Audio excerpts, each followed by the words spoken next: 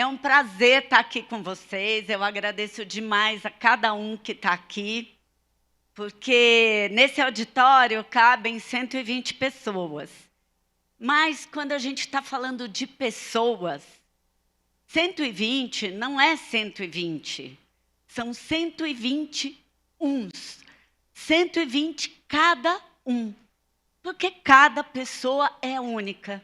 São 120 pessoas que escolheram estar aqui hoje, na companhia umas das outras, para discutir esse tema que é tão importante para a gente, que é saúde e longevidade. E aí eu pergunto para vocês, quem dormiu bem essa noite? Levanta a mão.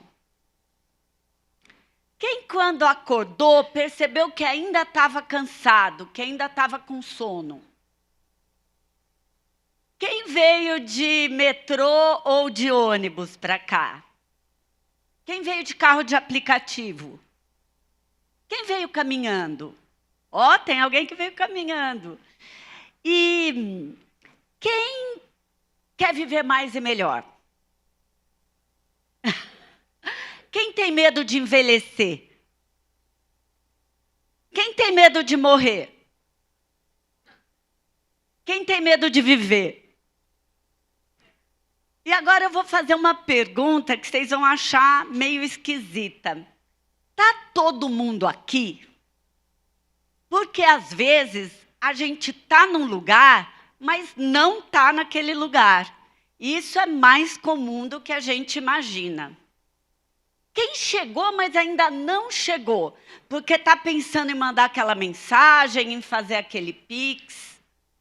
Porque acontece também. Na verdade, a cabeça da gente é muito louca. Nós ocidentais acabamos pulando entre o passado e o futuro o tempo inteiro. Eu vou dar um exemplo para vocês. A gente está aqui pensando, não, porque a hora que eu sair, eu tenho que passar no supermercado, porque ontem acabou o pão e a mussarela, mas depois os meninos vão chegar em casa e vão querer fazer um lanche. E amanhã meu irmão vai passar lá também, só que ontem eu percebi que não tem um petisco gostoso. Então, você entende? Enquanto a cabeça da gente fica pulando entre o passado e o futuro, o que escorre pelas nossas mãos é o presente. É o aqui e agora, que é único. Porque se a gente vier amanhã, no mesmo horário, as mesmas pessoas, para a mesma conversa, não vai ser o mesmo evento, porque é um outro dia. Então, esse é um convite para a gente aproveitar realmente cada momento desse dia. E para quem ainda não chegou de fato, que ainda está chegando, nós vamos fazer um pouco de silêncio e respirar, para chegar com calma. Então, olha, vamos fazer assim, descruza as pernas, apoia os dois pés no chão, bem apoiados assim, as pernas paralelas. Alonga as costas, sente os ossinhos do bumbum na cadeira, os isquios, aqueles dois ossinhos. Então, desencosta da cadeira. Fecha os olhos. Imagina que tem um fio invisível puxando o topo da sua cabeça lá para o alto. Visualiza isso. E você está de olhos fechados, sem apertar os olhos. Suaviza a expressão do seu rosto. Relaxa os músculos da sua testa. Relaxa os lábios. Você pode descansar suas mãos nas coxas. E você só respira. E volta a sua atenção para a sua respiração. Para o ar que entra e o ar que sai das narinas. Busca relaxar o seu corpo, apesar de você estar nessa postura ereta, mas tira o excesso de tensão que a gente não precisa. Relaxa os seus ombros, deixa o seu peito aberto e observa o ar que entra e o ar que sai. Observa o ar tocando as suas narinas, chegando no fundo da garganta, preenchendo seus pulmões. Procura relaxar a musculatura do seu abdômen. Pensa na figura de um bebê dormindo. Você enxerga a barriguinha do bebê subindo e descendo, é sem forçar. Essa é a respiração natural do ser humano. Então, quando você inspira, com os músculos abdominais relaxados, sente o seu abdômen expandindo de leve. Quando você solta o ar, o abdômen murcha. Você inspira e o abdômen expande, solta o ar e o abdômen murcha. Nessa inspiração agora, você vai também levar a respiração para a sua caixa torácica, sentindo ela crescer. Solta o ar, relaxando, e vai devagar, tentando soltar realmente todo o ar, mesmo aquele restinho que sobrou lá. Sente o ar entrando e saindo das suas narinas. E agora, devagar, você vai abrindo os olhos. Isso que nós fizemos agora foi um exercício de presença. É um tipo de meditação que a gente escuta falar que tem tantos benefícios, mas que a gente acha que não vai conseguir porque a gente é muito agitado. A gente chama a respiração de uma âncora de presença. E aí, eu pergunto de novo para vocês. Tá todo mundo aqui? Quem está aqui, levanta a mão. Todo mundo chegou? Chegamos, né? Então, acho que agora dá para a gente começar. E aí, eu tenho uma sugestão e um pedido, que é para vocês guardarem o celular na bolsa, para a gente continuar exercitando essa presença durante esse evento todo, que, como a gente acabou de falar, é único e é só seu, esse momento único. Então, entre uma palestra e outra, vocês vão lá dar uma olhadinha, mas vamos tentar manter essa conexão e essa energia tão boa. E a gente está aqui hoje, né, para discutir. Eu sou Angélica Banhara, trabalho com essa área de saúde e bem-estar há quase 30 anos. Eu tenho 59 anos. Quando eu conheci a Débora, eu era diretora de redação da Boa Forma. Eu estive na Abril durante 17 anos. Um dia eu fui diretora de Boa Forma, Men's Health, Women's Health. E depois eu continuei essa jornada na Folha de São Paulo, no Metro Jornal. Hoje eu sou colunista do jornal O Globo e da Vida Simples e instrutora de yoga. Então, eu sou apaixonada por esse universo, principalmente porque quando a gente tem esse conhecimento sobre saúde e bem-estar, fica difícil a gente não querer colocar na nossa vida. E é um pouco isso que eu vim compartilhar aqui com vocês, né? Quem aqui acha que é saudável? Levanta a mão. E agora pensando, o que é saúde? O que é ser saudável para vocês? Eu compartilho da opinião da OMS de que ser saudável vai muito além de uma ausência de doença. É um estado de bem-estar e de equilíbrio físico, mental e emocional. Se você não está se sentindo bem, você não está saudável, mesmo que os exames estejam ok. Então, é um ponto para a gente pensar e para a gente se observar.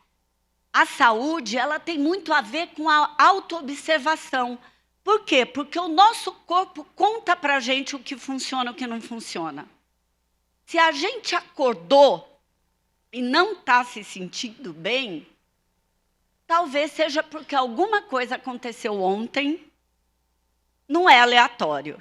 né? As nossas escolhas, elas refletem na nossa saúde, no nosso bem-estar. Né? Como eu acabei de falar, o jeito que eu acordo ontem tem a ver com as escolhas que eu fiz. O jeito que eu acordo hoje tem a ver com as escolhas que eu fiz ontem. Né? Então, é importante a gente ter essa observação para a gente conseguir ir fazendo pequenos ajustes no nosso dia a dia. Eu tenho uma boa notícia para vocês. Essas nossas escolhas, os hábitos saudáveis que a gente adota no nosso dia a dia, eles são responsáveis por reduzir até 80% das doenças crônicas não transmissíveis, que são as doenças que mais matam no planeta Terra. Então, a gente está falando de doenças cardiovasculares, de diabetes, obesidade, hipertensão.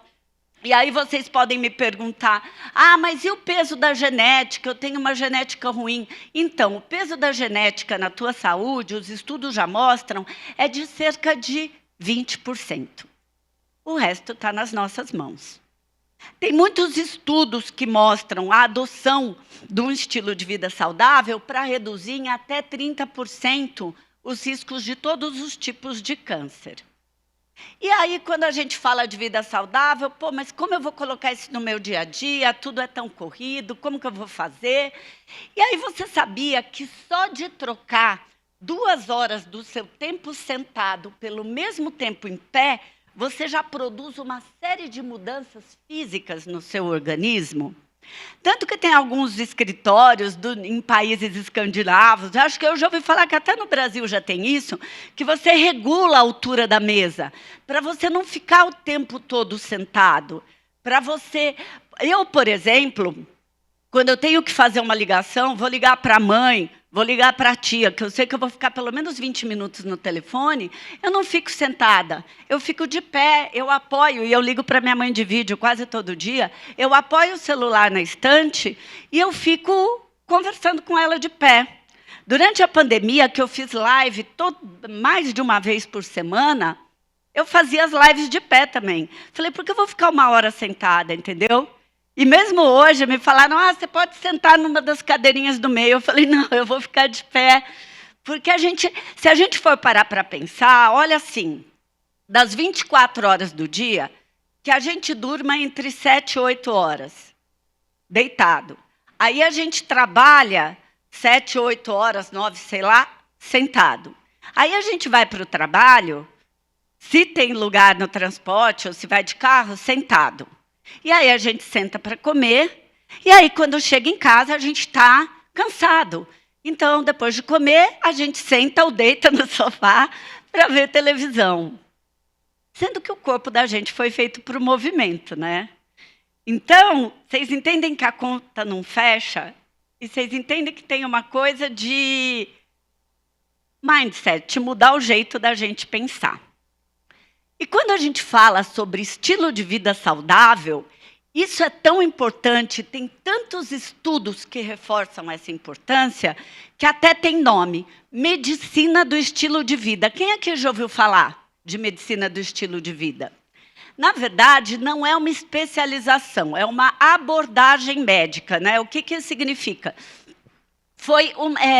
É um compilado de estudos que surgiu, a ideia surgiu em Harvard em 2008, de tantos estudos que mostram o impacto de adotar um estilo de vida saudável para prevenir e tratar doenças, isso virou um olhar da medicina. Então, profissionais de várias especialidades, eles fazem essa certificação, reconhecendo a importância do nosso comportamento no nosso dia a dia. Porque, de verdade, vocês acham que delegar a saúde para o médico, que a gente vai 1, 2 vezes por ano, vai fazer alguma diferença na nossa vida? Acho que não, né? E aí, quando a gente pensa na medicina do estilo de vida, ela trabalha com 6 pilares principais. A alimentação saudável e equilibrada, eu vou falar um pouco de cada um. A atividade física e o movimento inteligente, o gerenciamento do estresse, né, a maneira como a gente administra esse estresse, o cuidado com a qualidade do nosso sono, o controle do uso de substâncias tóxicas, que é não fumar e controlar o consumo do álcool. E um ponto que eu acho muito importante, assim, eu fico muito feliz que a ciência tenha reconhecido, que é a importância dos relacionamentos saudáveis.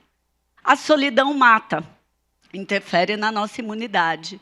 Então, é importante que a ciência tenha reconhecido a importância da conexão entre as pessoas. Começando pelo pilar, que a gente sabe que é um dos mais importantes para a nossa saúde, a alimentação. Porque quando a gente fala de ser saudável, gente, a nossa saúde depende de nutrientes. E da onde vêm esses nutrientes? Eles vêm daquilo que a gente come, entendeu? A gente tem essa postura muito prática no dia a dia de achar que a gente come para matar a fome, mas não é só isso. Né? Para a gente ter toda essa máquina funcionando, que às vezes a gente só percebe a complexidade dela quando dá algum problema, o que alimenta essa máquina? São os nutrientes, as vitaminas, os minerais, as enzimas. Isso vem da comida e não está dentro de um pacote, eu garanto para vocês. Então, quando eu falo de alimentação saudável, eu não estou falando de dieta, porque a dieta tem dia para começar e dia para terminar. Eu estou falando de padrão alimentar, ou seja, de um comportamento alimentar. A Angélica, nunca mais vou poder comer um chocolatinho? Não, ninguém está falando isso. Eu não queria focar aqui naquilo que não deve. Vamos prestar atenção primeiro naquilo que é importante para a gente construir a nossa saúde? Então, quando a gente fala de uma alimentação saudável, tem um termo que ele é o queridinho dos nutricionistas, nutrólogos, e é plant-based. Quem aqui já ouviu falar de plant-based? Plant-based, na tradução literal, é baseado em plantas. Ah, lá vem ela, só vou comer alface com tomate. Não, não é isso. É tudo que vem da terra, tudo que nasce da terra. Então, a gente está falando de frutas, de verdura, de cereais, né, dos feijões, das castanhas, ou seja, tem bastante coisa e é muito rico. Ah, mas eu vou ter que virar vegetariano? Não, não vai ter. A gente está falando sobre priorizar, sobre todas as refeições, na maior porção do seu prato, ter esses alimentos que vêm da natureza. E aí eu te mostro como é fácil. Sei lá, arroz com feijão, que é uma combinação maravilhosa, principalmente se o arroz for integral. E aí você coloca folhas verdes, um legume refogado. Quando você vai fazer um lanche, você come uma porção de castanhas. Você vai variando o tipo de feijão que você come, né, de leguminosa. Um dia é feijão, um dia é lentilha, um dia é grão de bico. É disso que eu estou falando. Ah, mas comer saudável custa muito caro. Então, não. Porque ninguém está falando que você tem que comprar produtos industrializados com selo de funcional, de fit ou de qualquer outra coisa. Eu estou falando de ir na feira. Eu vou à feira. Eu vou à feira e eu não compro nada que vai além de 2 dígitos. Sabe? Custa 12? Não quero, vou ver o que tem até 9. Por que isso? Porque alimento de época é alimento mais saudável, tem mais nutrientes, tem menos agrotóxico e é mais barato. Então, eu vou à feira meio de meio. Ah, você vai na xepa? Vou. Sabe por quê? Não está podre, juro. Eu vou, eu frequento. Ele está lá. É que o feirante não pode voltar com aquilo para casa. Sabe? Então, a hora que vai chegando perto do horário de acabar a feira, o pacotinho ali de meio quilo, que no começo da feira era 2 por 5, vira 4 por 5. Então, gente, é uma questão de valorizar e de tentar colocar determinados hábitos na sua vida. Quando você come coisas de época, ou seja, não é o que está mais caro, você também varia mais, para não ficar tudo sempre igual. E aí tem umas dicas aqui para a gente incorporar essa plant-based no nosso dia a dia. Então, o prato colorido, né? Dá uma olhada nesse prato que está aí. A natureza é tão sábia e ela quer facilitar tanto a nossa vida que ela colocou cada nutriente com uma cor. Então, você não precisa ser um PhD em biologia e em química para conseguir fazer um prato saudável. É simples assim, varia a cor. Pega uma coisa amarela, uma vermelha, uma cor de laranja, uma verde, e você vai ter um monte de nutrientes no seu prato. E aí tem uma dica que é dos 5 por dia. Não sei se alguém aqui já ouviu falar. Os 5 por dia é tentar, a gente está falando de tentar, tá, gente? Nada é uma ditadura. Tentar comer todo dia pelo menos 5 porções entre frutas, verduras e vegetais. Nossa, 5, Angélica, não dá, né? Na minha vida não tem condição. Olha só como dá. Se você comer uma fruta no café da manhã e uma fruta à tarde, por exemplo, ou depois do almoço ou à noite, e aí, entre o almoço e o jantar, você comer uma porção de legume cozido, uma porção de folhas, e aí, sei lá, por exemplo, à noite você toma uma sopa de legumes. Já foi 5 porções. Entendeu? Não é difícil, não é para ser uma ditadura, lógico que no final de semana a gente dá uma flexibilizada, mas é interessante a gente ter isso no nosso radar, só para a gente lembrar da importância de colocar isso no dia a dia. A outra dica é trocar os refinados pelos integrais. Ah, mas a caloria do pão branco e do arroz branco parece com a do integral. Então, caloria deixou de ser um critério de saúde faz muito tempo, tá? Porque o que acontece? A caloria é parecida, mas quando você come o pão branco e o arroz branco, você tem só a caloria. Os nutrientes caíram fora. Então, aquilo ali, a hora que você come, vira açúcar no seu organismo, vai elevar a sua glicemia e não vai te dar saciedade. Quando você troca pelo integral, você acrescenta as fibras, que ajudam a fazer uma faxina no organismo, eliminando as toxinas do nosso dia a dia, porque ninguém é perfeito, a gente produz um monte de toxina. Ajuda a dar saciedade, o que é super importante, porque como a gente está se movimentando cada vez menos, a gente tem que ter um controle mais ou menos do que a gente come para a gente não acabar engordando demais e isso acabar atrapalhando a nossa saúde. E também as fibras alimentam as bactérias do bem do nosso intestino, da nossa microbiota, que vocês já devem ter ouvido falar, que está super relacionada à nossa saúde, à nossa imunidade. Então, só tem vantagens. É uma troca que realmente vale a pena do refinado para o integral. Ah, mas no fim de semana eu gosto de ir na padaria e comer pão francês na chapa. Tudo bem. Foca nisso durante a semana. Aqui em São Paulo, gente, quase todos os quilos têm arroz integral. Come arroz integral, né? E aí, menos a sugestão de comer menos carne, principalmente a carne vermelha. Então, aí o que é? Não é a sugestão para virar vegetariano, é uma sugestão assim, que a carne não seja o protagonista da sua refeição. Se você pegar os asiáticos, né, quando você vai ver um yakisoba, por exemplo, um pad thai na cozinha tailandesa, tem carne, tem peixe, tem frutos do mar. Eles entram em pequenas porções, meio que para dar um gosto ali na coisa. Mas não é que o principal é um filé de brontossauro, entendeu? Que daí tem uma batatinha assim do lado para acompanhar. Não. Então, é assim, é você ter esse olhar. E quando você vai, mesmo no cardápio dos restaurantes, você vê muitas opções que trazem acompanhamentos, né? Com vegetais, com... tem várias maneiras de você fazer, de fazer refogado, de fazer assado com azeite, alecrim, uma travessa ali com tudo que você tem na sua casa.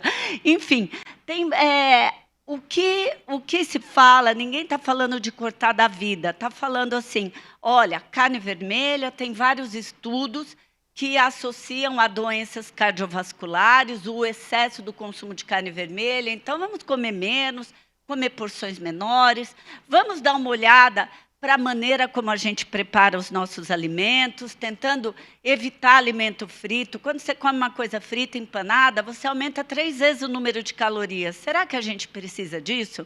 Será que fica tão melhor que vale a pena? Então, na verdade, o que eu estou fazendo aqui é um convite para vocês repensarem os seus hábitos do dia a dia. Porque ninguém está falando de fazer a revolução, gente. Eu estou falando de ajuste, de pequenas mudanças que a gente faz no nosso dia a dia e que, no final das contas, vão fazer uma super diferença. Então, eu sempre brinco, vamos desembrulhar menos e descascar mais, ou, de preferência, lavar bem e comer com casca. Tem uma outra dica que eu gosto de dar, quando você vai fazer o supermercado, dá uma olhada no seu carrinho. A sugestão é que 70% do seu carrinho seja de alimentos in natura. Ah, o que é isso? Alface e tomate? Não, lógico que não. Aí vai a fruta, o legume, o cereal, tudo que é um alimento individual. É o leite, se você toma leite, é o peixe, se você come peixe, é o arroz, é o feijão. É evitar o ultraprocessado.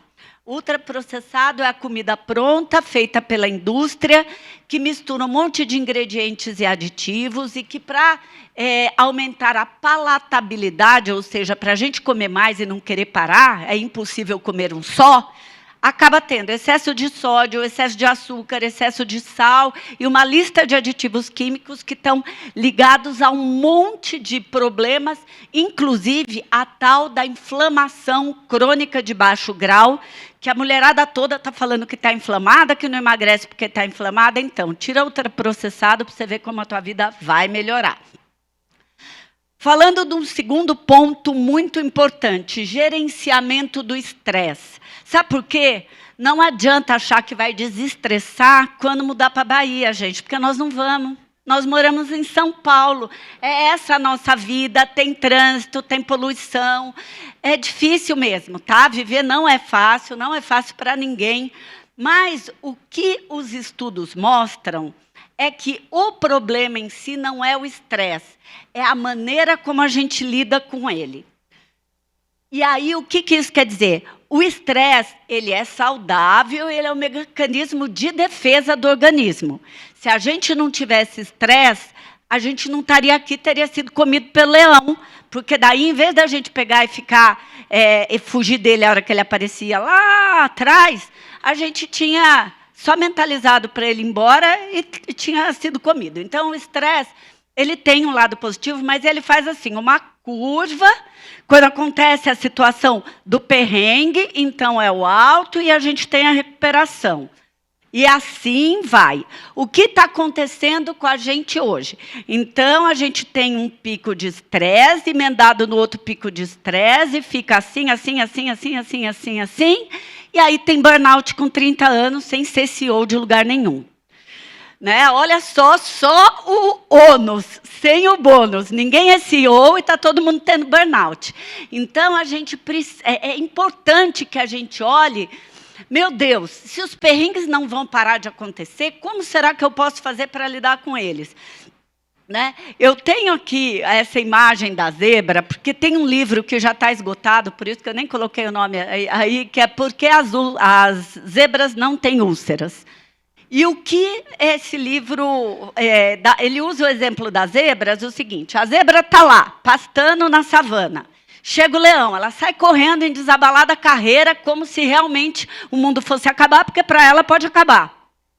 A hora que o leão vai embora, ela volta a pastar, como se nada tivesse acontecido. Se a gente conseguir fazer isso no nosso dia a dia com os perrengues, a gente vai viver 100 anos, entendeu? Mas o que acontece? Acontece uma coisa ruim na nossa vida agora, a gente fica nervoso porque o negócio aconteceu e depois a gente não desapega. A gente continua abraçado naquela sensação péssima, horas, dias a fio. Então, é essa a diferença. Não é que a gente vai ter um treino e tomar uma pílula que vai ficar insensível aos perrengues do dia a dia. Não é isso, mas assim, com o conhecimento de que coisas desagradáveis acontecem no nosso dia a dia, a hora que a coisa acontece, você vai ter uma reação instintiva de ficar puto, mas depois, o que eu posso fazer para não continuar tão irritado com aquilo durante horas ou dias a fio? Ah, eu vou respirar. Eu vou fazer essa respiração como vocês fizeram aqui agora. Eu vou acrescentar a atividade física no meu dia a dia. Eu vou começar a fazer yoga para tentar respirar e conectar corpo e mente para ver se eu consigo. Eu vou ter uma noção de que o outro é incontrolável. Eu não consigo controlar o outro. Então, eu não consigo impedir que coisas que eventualmente sejam desagradáveis aconteçam. Mas eu tenho controle sobre mim. Então, a maneira como eu vou reagir a isso é uma decisão minha, que eu consigo trabalhar para me irritar menos, não porque eu sou a Madre Teresa de Calcutá, mas porque eu não quero ter um ataque cardíaco a semana que vem. Então, são ferramentas que a gente vai desenvolvendo no nosso dia a dia para tentar lidar melhor com as situações estressantes. E aí tem um ponto que eu queria chamar a atenção de vocês, né? Tá ali, quando a respiração acalma, a gente acalma e a nossa mente também. Vocês sentiram isso quando a gente fez a prática respiratória aqui? É uma coisa, respirar, a gente está esquecendo de respirar desde a pandemia. Está vivendo em apneia, né? Então, o que acontece? A respiração é uma ferramenta poderosíssima para controlar a ansiedade e o estresse. Você está irritado e acha que vai matar a pessoa?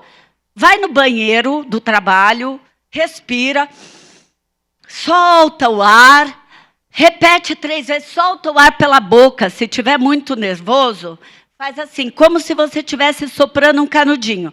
Você inspira pelo nariz e faz. Se você repetir isso 5 vezes, 3 vezes, você vai deixar de mandar aquela pessoa para o inferno e depois ter que pedir desculpa, sabe? Escreveu aquele e-mail mal educado porque recebeu o e-mail mal educado, guarda ele, vai no banheiro, respira, depois volta.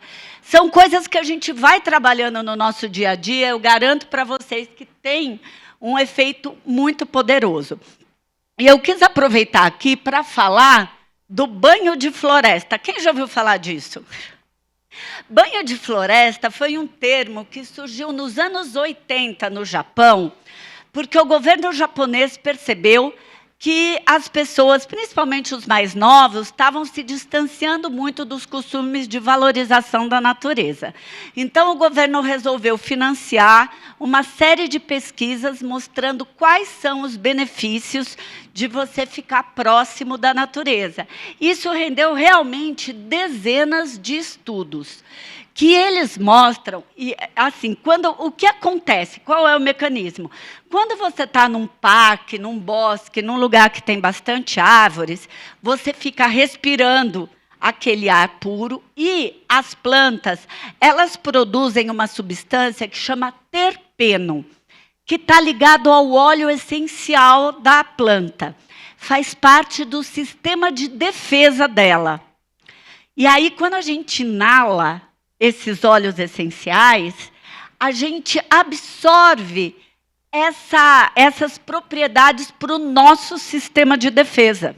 Depois de 15 minutos, ou caminhando numa área verde, ou então sentado, contemplando, a gente percebe uma melhora do sistema imunológico, fortalecendo as defesas naturais do corpo.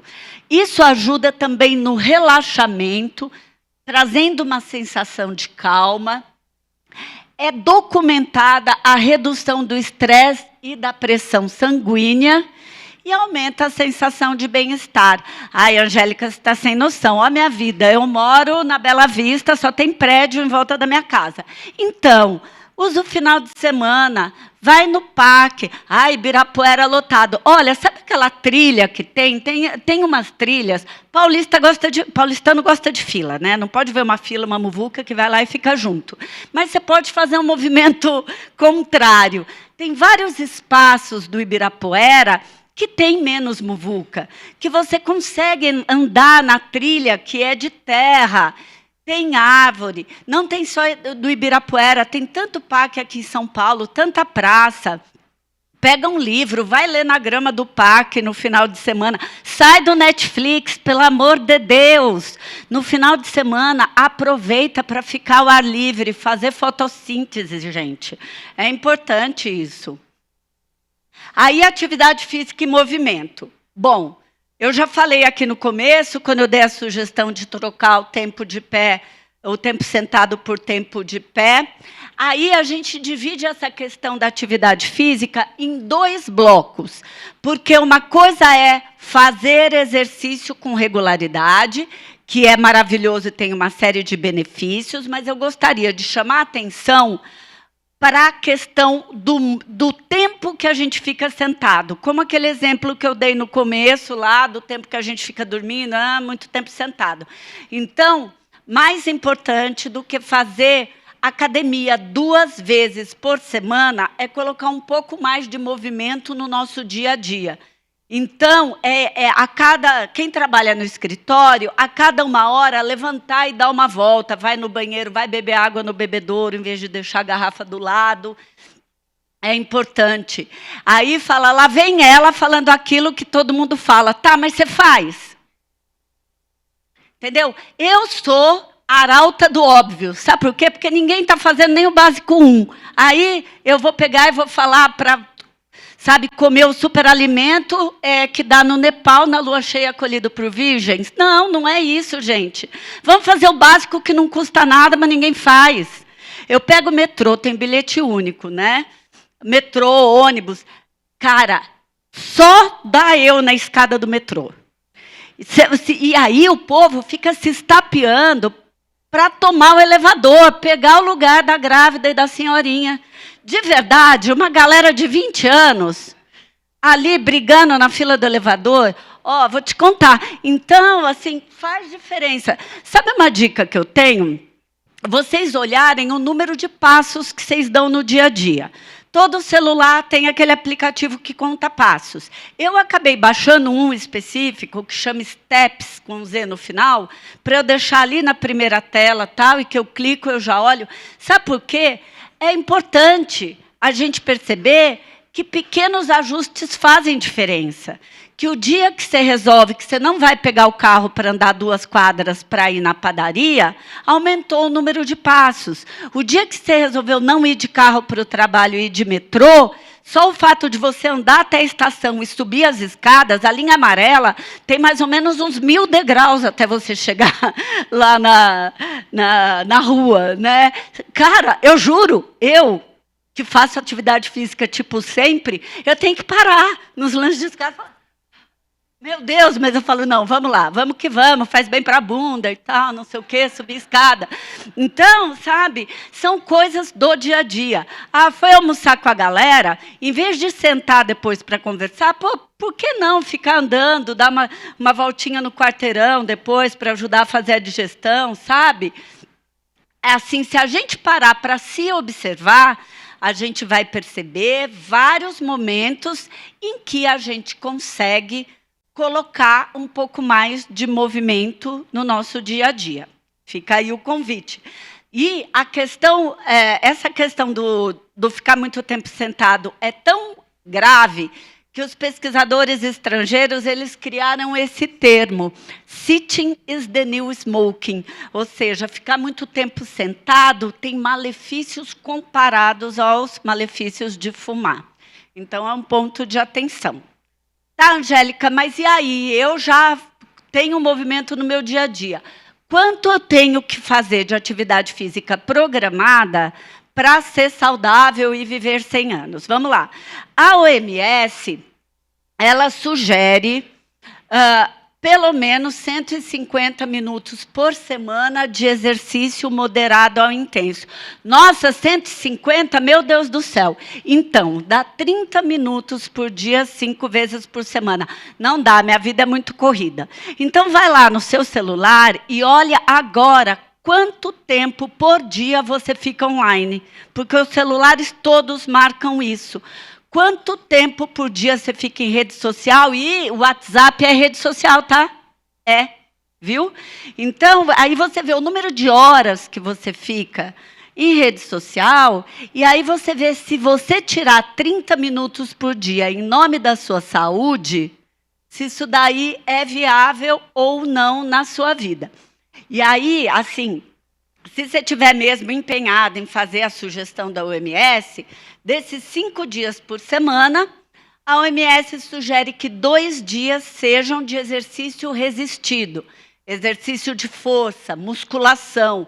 Ai, musculação é um saco. Então, não é opcional. Vou contar para vocês.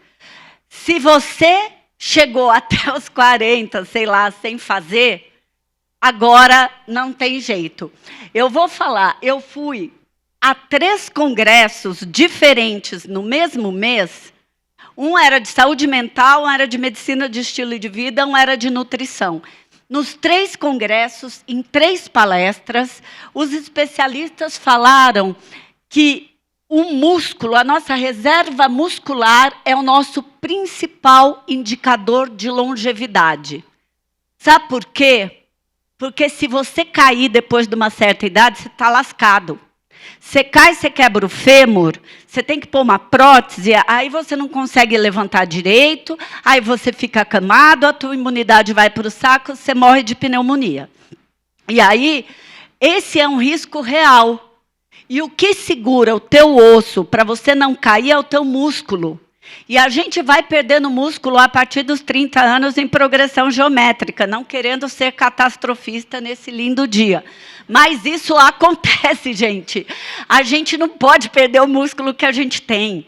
Ai, mas sabe, eu acho horrível mulher marombada. Fica tranquila, porque a gente não fica. Nem se queira. Nem se você quiser ter aquele bração, você não vai ter fazendo musculação. Não vai.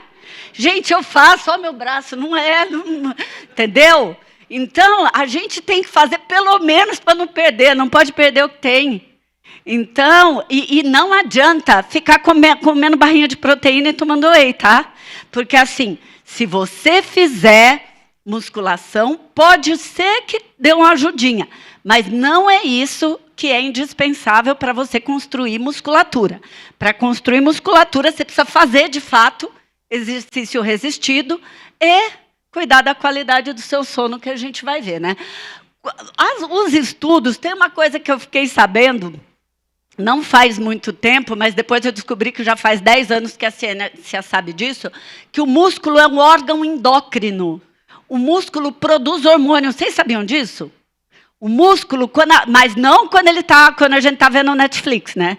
Quando a gente está fazendo exercício, o músculo produz um hormônio que chama irisina, e olha que coisa maravilhosa. Ele aumenta o gasto energético, aumenta a tolerância à glicose, baixa a resistência insulínica, então previne diabetes, combate a obesidade, porque aumentou o gasto energético, tem efeito anti-inflamatório, que é o que tem dado todos os problemas e todas as doenças da atualidade, é a inflamação crônica de baixo grau, protege as células do cérebro, então ele tem um efeito protetor para doenças degenerativas, neurodegenerativas, como Alzheimer e Parkinson, e ele tem um efeito semelhante ao dos antidepressivos. E a gente está vivendo uma epidemia mundial de depressão, né? E tem estudos, é difícil, quem toma antidepressivo sabe, é difícil acertar o remédio. Quando a gente começa a tomar antidepressivo, 45% dos casos ele não funciona, tem que trocar. E os estudos mostram que a atividade física ela tem um efeito semelhante a quando o antidepressivo dá certo. Então, eu não estou falando para quem tem depressão clínica diagnosticada parar de tomar remédio.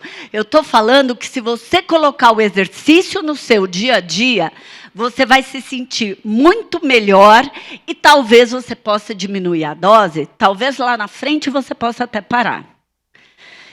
E agora nós vamos falar bem rapidamente da importância do sono, porque nós vamos ter na parte da tarde uma palestra sobre o tema. Então, vocês vão aprofundar bastante na questão do sono. O que eu queria comentar com vocês é que não é que a gente dorme porque está cansado, então vai descansar. Enquanto você descansa, o seu organismo trabalha. Então, aquele músculo que você quer quando você faz musculação, ele só vai rolar se você conseguir dormir direito, porque é quando dá construção muscular. A questão da função cognitiva, fica todo mundo achando que está com Covid longa e que não lembra de mais nada, né? Pois é. Se não dormir bem, não vai lembrar mesmo, porque a fixação da memória acontece durante o sono. Não só a fixação da memória, mas uma faxina cerebral, porque a gente tem acesso a um volume de informação que é bizarro. E para a gente fazer a triagem do que a gente deve guardar e do que a gente deve jogar fora, esse processo acontece quando a gente dorme. E também tem a questão da regulação hormonal que acontece durante o sono. Então, pensa bem, completamente fundamental. A questão dos relacionamentos saudáveis, eu também não vou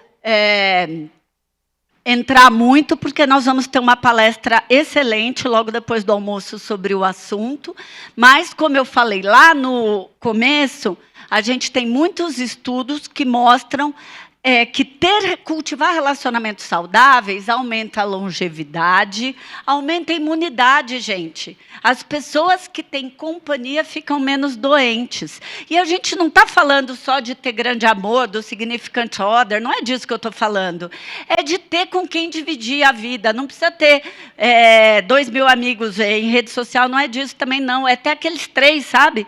Que quando você quer chorar as pitangas, você pode chorar no ombro da pessoa, a hora que você liga, a pessoa vai lá e te pega no colo. É desse tipo de coisa, é de olho no olho, é de quem tem uma boa relação familiar tentar cultivar isso. E não é todo mundo que tem uma família que propicia isso, mas os amigos são a família que a gente escolhe. Então, é importante a gente dedicar um tempinho para a gente cuidar dessas relações pessoais. E aí, como eu tinha falado antes, a questão do controle de substâncias tóxicas, não dá para fumar, tá? Quer viver com qualidade, não dá para fumar. E aí eu não estou falando só de cigarro, eu estou falando de vape, estou falando de tabaquinho, narguilé. Tudo que é tabaco aquecido queima teu pulmão por dentro, é uma tragédia. Pelo amor de Deus, dá um jeito de lidar com isso. Tem um monte de especialistas tentando ajudar as pessoas que querem parar de fumar. E sobre o consumo de álcool, o que a ciência diz é que não existe dose segura. Ai, mas e meu vinhinho do final de semana? Eu também tomo, gente, mas para de achar que está fazendo bem, tá? Não está fazendo bem. Você toma porque é uma escolha, eu também tomo o meu, só que não é por causa do resveratrol, não é, tá? Então, vamos só ficar de olho na quantidade. E aí, já estourou meu tempo, apareceu aqui, fim do tempo, eu já vi. Fica o meu convite para a gente sair do piloto automático. Como eu falei lá no começo, é um convite para autoobservação. Que a gente se observe melhor, entenda o que o nosso corpo diz que funciona e que não funciona, para de comer torresmo e dormir sentado e não saber o que aconteceu no dia seguinte. Tá? Se você come torresmo e acorda bem, tá ótimo. Se come torresmo e tem refluxo, mas eu comia torresmo desde os 20 anos, então. Hoje, eu não sou como eu era ontem. O que dirá 20 anos atrás? O que funcionava 20 anos atrás, não funciona hoje. O nosso organismo não dá conta, às vezes. Todo mundo está com problema digestivo, todo mundo está com refluxo, azia. entendeu? E não dá para tomar o omeprazol preventivo, não pode, faz mal. Então, vamos observar o que a gente está comendo, vamos ajustar para a gente ficar bem. Pequenas mudanças fazem grande diferença, um pouco por dia, todos os dias. Começa pelo mais fácil. Parar de fumar não é o mais fácil, é o mais difícil, tá? Então, vai começando bebendo água, andando, enfim. E aí, tem esse desafio, né? Entre quebrar as barreiras. A gente nunca teve acesso à informação como a gente tem hoje. E o mundo nunca teve tão doente. Então, está tendo um descompasso de discernimento aí. Porque a gente tem um conhecimento e não está conseguindo aplicar na própria vida. Então, vamos pensar o que a gente pode fazer. A pergunta que vai ficar para vocês é essa. O que vocês podem fazer hoje pela sua saúde? Super obrigada pela atenção de vocês, gente. Foi um prazer estar aqui.